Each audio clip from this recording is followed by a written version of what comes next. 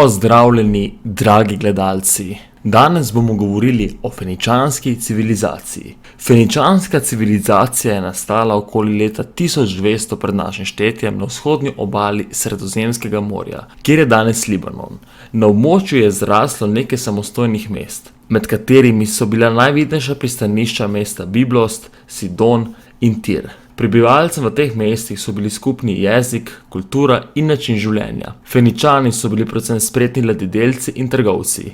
Njihove prostorne in okretne tovorne ladje so več stoletij oskrbovale sosednja kraljestva z izdelki iz široko razvejane trgovske mreže, ki se je raztezala od najjužnejšega dela Afrike pa vse do Anglije. Šele ko je Aleksander Veliki leta 332 pred našim štetjem zavzel Tir in ostala obalna mesta, je feničanska civilizacija propadla. Prvič, ladje za dolge plovbe.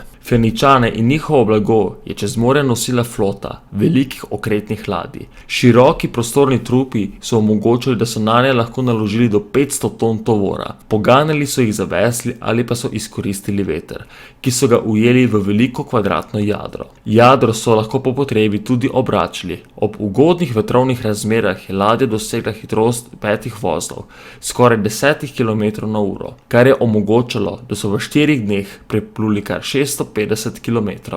Najdbe denarja kažejo, da so feničanski pomorščaki prišli vse do Anglije. Drugič, pridobivanje najbolj iskanega barvila. Feničani so zelo dobro služili s škrlatom, najbolj iskano barvo tistega časa. Fenicijo so imenovali tudi dežela Kanan, kar pomeni dežela škrlata. Barvilo so pridobivali iz žleze polža Bolinus brandaris. Da bi zadostili povpraševanju, so morali naloviti ogromne količine polžev, ki so jim izrezali žleze in jih skuhali v slani vodi. Sledil je 10 dni dolg in smrdljiv postopek. Za 1,4 grama barve so potrebovali 12.000 polžev, a končni rezultat je bil vreden truda. Vladarji večine držav so škrlat, ki je nakazoval njihov status, naravnost oboževali. Zato je bil vreden svoje teže v zlatu. Tretjič, kolonije. Zaradi visoko razvite mornarice so lahko Feničani povsod po Sredozemlju ustanavljali trgovske kolonije, s katerimi so olajšali dostop do surovin in tržišč.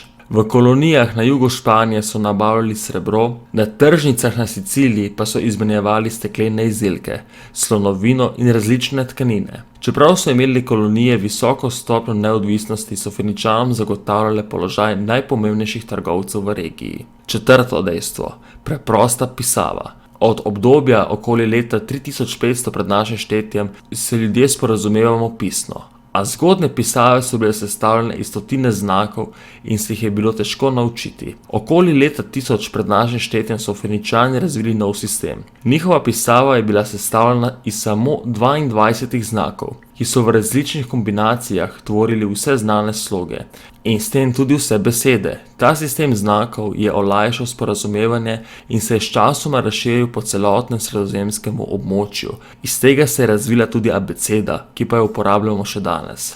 Peto dejstvo, izogibanje vojnim spopadom. Zaradi osredotočenja na trgovino so se Feničani sporov raje lotili po diplomatski poti, kot tudi z vojskovanjem.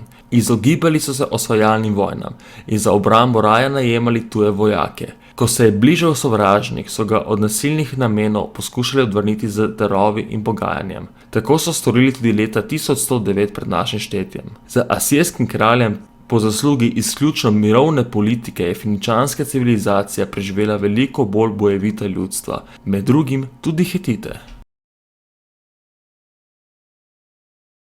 Upam, da vam je bil današnji dokumentarec všeč. Če vam je bil všeč, pritisnite like in se naročite.